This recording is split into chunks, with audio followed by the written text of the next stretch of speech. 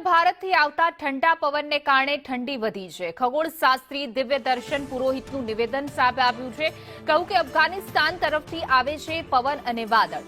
ભૂમધ્ય સાગર પરથી આવી રહ્યા છે વાદળ। શિયાળુ ખેતી માટે આ પવનો જરૂરી છે। સાથે જ કહ્યું કે ઠંડા પવનો ભાર વધતા ધુમ્મસની નીચે દેખાય છે। પ્રદૂષિત હવા ઉપર ન જઈ શકતા નથી। આ વર્ષે 15 ફેબ્રુઆરીથી થશે ઉનાળાની શરૂઆત। 8 થી 9 મહિના સુધી ઉનાળો ચાલશે। સાથે જ ખગોળશાસ્ત્રીનું કહેવું છે અતિશય ગરમી જોવા મળી શકે છે।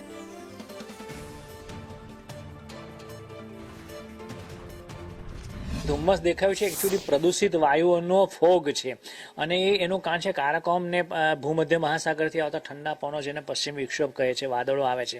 સાથે ઉત્તર ભારતમાંથી હિમાલય તરફથી આખા રશિયા સાઈડથી ક્રોસ કરીને અત્યારે જુઓ તો રશિયા અમેરિકામાં ખૂબ બરફ વર્ષા ચાલી રહી છે। એ ક્રોસ કરીને વાદળો આપણા તરફ આવી રહ્યા છે। ઠંડો પવન આવી રહ્યો છે।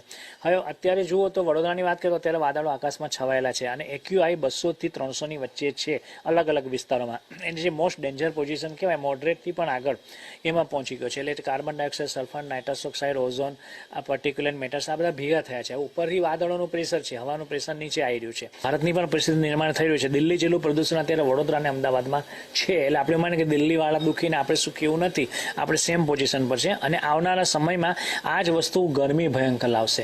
એટલે 8 થી 9 મહિનાની ગરમી ચાલશે, ઉનાળો ચાલશે અને એવું લાંબુ અને ખતરનાક ચોમાસું પણ આવશે।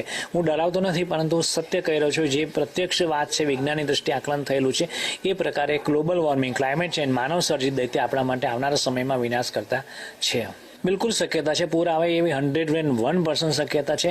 અને જે સિટીઝ છે જ્યાં પાણીને બહાર કાઢવાની, ડ્રેન કરવાની સિસ્ટમ નથી, કંટ્રોલમેન્ટ ઉપર બનાવેલા નથી અને જ્યાં 2 નંબરી ઇમારતો બનેલી છે એ શહેરોની અંદર જ્યાં વૃક્ષોનું નિકંદન થઈ ચૂક્યું છે, તળાવો પૂરાઈ ગયા છે, કૂવાઓ પૂરાઈ ગયા છે, એ શહેરોની અંદર 110% પૂર આવવાની સંભાવના છે, એ લખી રાખજો।